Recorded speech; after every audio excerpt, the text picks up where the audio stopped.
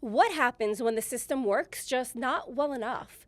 Meet Chaya Sokol. Most medical professionals stay comfortably inside of the system.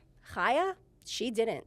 She saw a gap, stepped out, and built something bigger, turning clinical expertise into a company with 300 plus employees. Find out more this week on Jewish Grit.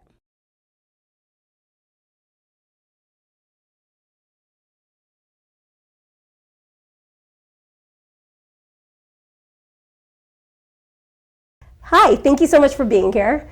Hi, for those who do not know you, they're meeting you for the first time. Can you tell us a little bit about what you're building right now? Sure, thank you for having me. So my name is Chaya Sokol. I am the owner and CEO of NutraCo. NutraCo is a company that hires registered dietitians and places them in nursing homes, primarily long-term care facilities, acute care facilities, and we oversee the management of the clinical nutrition department. So we have a team of regional dietitians and multi-layered management all the way down to the facility level dietitian. We place the dietitian in your facility and we take care of all the management of the clinical nutrition. That seems really incredible what you're building. It seems like there's a lot of legs and that there's a lot of moving parts here. Yeah, absolutely. We also we have one internship because we're trying to build the next generation of dietitians as well, because to create more dietitians in the field. So we currently have one school internship, and I'm in the middle of building a second one as well, a second class as well. Did you feel sometime in your life where you were backed up against the wall that it was just the hardest moment to get past and that you didn't feel like you could surpass it? There's so many times like that. I'm just gonna go to the most recent. About a year ago, I had a key employee quit on me. She was the finance director. And when she left, she took her people, so to speak. So she took the payroll coordinator, she took one of our HR. I was kind of caught off guard and left with a few positions open at one time, and as it takes time to fill those positions with the right people. So it was a tough, it was definitely a tough time. And what I did was I really just learned how to do each of the positions myself. So I was running payroll. I was making sure that the billing was going out correctly. I kind of took over each position. And learned how to do it myself, so that when I did staff it with the next new hire, I knew exactly what I was looking for and I knew exactly what I needed them to do. So it was definitely a learning experience, tough, but rewarding in the end. As you've grown this incredible company with so many employees, and it's, how many facilities are you in? I would say, I think we're up to like 380. Different sizes. That's incredible. That's incredible. When you first began, right, getting the one, getting the two, getting the three, and now you're up to 380 almost, what was it like risk taking? So I'm a very classic entrepreneur and I love risk. I love it.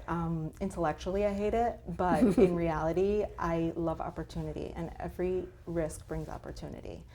I love opportunity, I love challenge, I love to grow and to expand, and I get bored with the same thing over and over. So when you have that kind of combination, you're gonna be very attracted to risk. So take me back to the first time that you had a moment of risk. I'm a registered dietitian myself, and I had pretty much very recently graduated from school and gotten my credentials, and we moved to Lakewood at that point. I started working in a nursing home, and as I was working in the nursing home, I realized that maybe there's an opportunity here, So I approached the corporate and I said to them, I have my own agency where I provide dietitians, and if you use me, you'll have all my knowledge and oversight and management, and also a very qualified dietitian, because by yourselves, how is the director of nursing, who's a nurse, able to oversee a dietitian clinically? How does she know if the dietitian is doing things correctly in the facility. And I was shocked when they said to me, okay, send me a contract, let's see. And then they started, and I'll always be thankful to this ownership group that really took a chance on me. I don't know if they knew it was my first gig, but I kind of just jumped right into it. And to be honest, in the beginning, it was all me. I was working in one nursing home, I was managing employees in another nursing home, I was overseeing the billing, I was overseeing the recruiting, I was overseeing the hiring, I was overseeing the clinical. So yeah, it was humble beginnings, but I'm just glad I took that chance because I love what I do. Was there a point anywhere as you were building where you just wanted to give up? Oh, absolutely. So just looking back, and now I look back at my journey and I'm kind of proud of how I got through it, but in the moment it's not easy. So just to give a little perspective, I was living in Lakewood, which has at that point had more of a traditional view on a woman's role. Now I live in Florida. I have friends who are lawyers, I have friends who are VP of finance. At that point when I first started out, the most any woman that I knew worked as was a secretary half day and was home for their children. So my husband was working full time.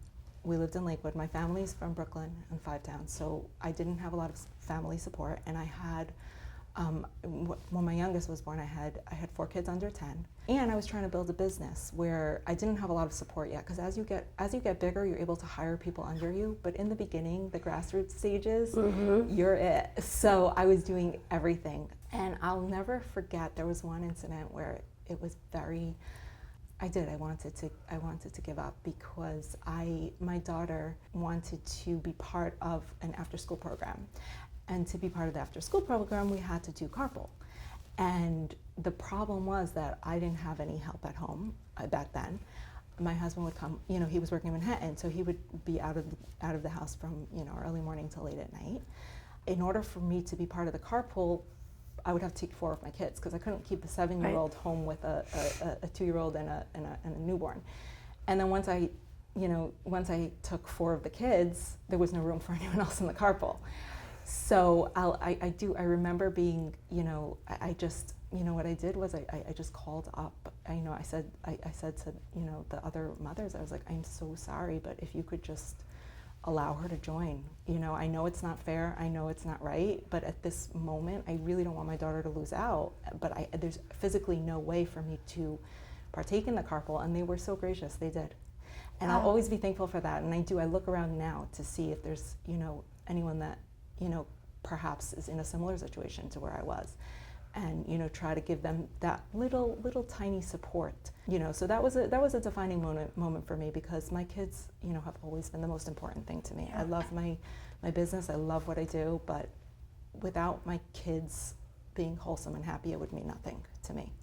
So that was a hard moment. I kind of just plowed through those times where a lot of the responsibility was on me, and just put one foot in front of the other. And I wanted to quit. There were times I thought, why am I doing this? Why don't I just work as a regular dietitian in a nursing home, get paid, go home, and be done?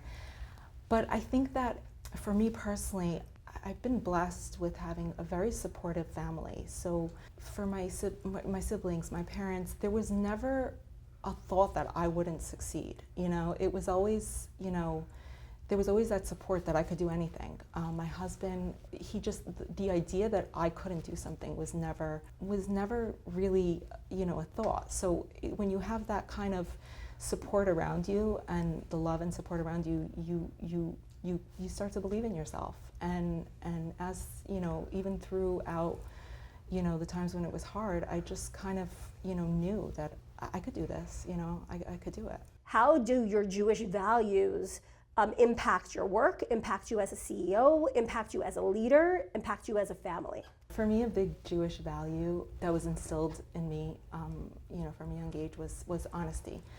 And the importance of being honest, true to yourself, true to those around you. Just being honest to my clients, to my employees, to my relationships. Honesty is definitely something that's been a big theme. Within your Jewish faith, how do you stay anchored when things are really challenging or really hard and you're being tested in a certain way? So there's a couple of ways I stay anchored. I try to always remind myself and remember what's important in life. So for each person it's different. For me, the most important thing to me is to watch my children grow up happy and give them a good childhood and help them turn into well-rounded adults. So whenever there's a time in my life where things are difficult or things are not going necessarily in the way that I would want them to, I kind of focus myself to look around at all the blessings that I do have, and focus on what's so wonderful in my life, my children, my family, my husband, all the blessings, just being able to be a CEO and do something I love every morning. I wake up and I love it. I love going to work. I love the people I work with. As difficult as the industry is, I love my clients. I love the challenges that they bring to the table. So I just, to stay grounded, I kind of just, recognize all the blessing in my life. How has your definition of success changed over the years? Goodness, how it's changed. It's funny how when you're young, you look at you have such different values. So for starting out, all I wanted to do was make money and, be able to afford all the good things. It was so important to me what people would think, and really just being successful, like the measure was like how much money you're making. As I grow and I mature, I realized that you could make all the money in the world, but if you don't have certain fundamental pieces in your life, you won't be happy. So to me, you're successful if you build wonderful relationships, if you connect with people, if you are building happiness is making sure my family is okay and watching my children grow, and that to me is successful, whereas it used to be getting the next big account was success. So I'm not saying it's not important. It's definitely important. Feeling fulfilled and being successful is important, but there's so much that goes along with it that's just as important. So you talked about in the beginning that it was very hard for you in the beginning with your kids and just balancing it all. So how has that shifted through time? So in the beginning, like I was saying, when you're in the grassroots of it, you are doing everything yourself. So when I lived in Lakewood, like I said, my family was living in Brooklyn in Five Towns, so that was like a 2-hour drive. My husband was working, so it was all on me. But as I was able to, first of all, the kids get older, they have less needs, but as I was able to grow the business, you're able to hire people to do some of the things that you had to do yourself, which really, really takes a lot of the pressure off, the mundane day-to-day kind of stuff. So hiring wisely was a big way for me to be able to expand and manage. Chaya, what makes you proud to be a Jew? What makes me proud to be a Jew? Definitely, for me, it's Israel and the IDF. I mean, I love history. I'm a huge history buff. I'm always reading. I'm always looking up things about history, different time periods. And I don't think that we stop and recognize what a miracle we have, that is Israel. I think that we've been through so many years of suffering, and to have a country, and I don't think people realize this, but when they go into battle in the IDF, they bring a Bible with them. So, this is like biblical, and having our own army and our own country, for me, makes me so proud. Chaya, this was a really insightful conversation, and I really thank you for sitting down with me. I want to ask you one last question, which is, what message would you give to young entrepreneurs who are that are in your industry, that are looking to grow, that are looking to possibly build something? What advice would you give? Hands down, the best advice that I could give is not to give up. I think that people give up when someone doesn't succeed in their business, and very often it's because they gave up too early. If you look at studies, they say that until the 5-year mark, most businesses are not even successful until this 5-year mark. So if you're going to give up in the 1-year mark, you're losing out. I think that it's just, don't give up, and don't listen to what people say. Don't listen to the naysayers. There's always going to be people who are going to say, it's not a good idea, it's not going to work, but if you just plow through and don't give up and believe in yourself and believe in what you have to offer, the reward is so great. This was so inspiring. Thank you so much for sitting down with me and for giving such great advice to young professionals all out there. I really appreciate this time with you. Thank you so much for coming. Thank you for having me. Thank you for listening to Jewish Grit, an Olami Mentorship podcast. At Olami Mentorship, we believe that everyone needs a mentor. What better way is there to tap into your personal and professional potential than with a Jewish mentor at your side? Learn more at olami.org/mentorship. Don't forget to keep listening on Apple Podcasts, Spotify, or wherever you get your podcasts.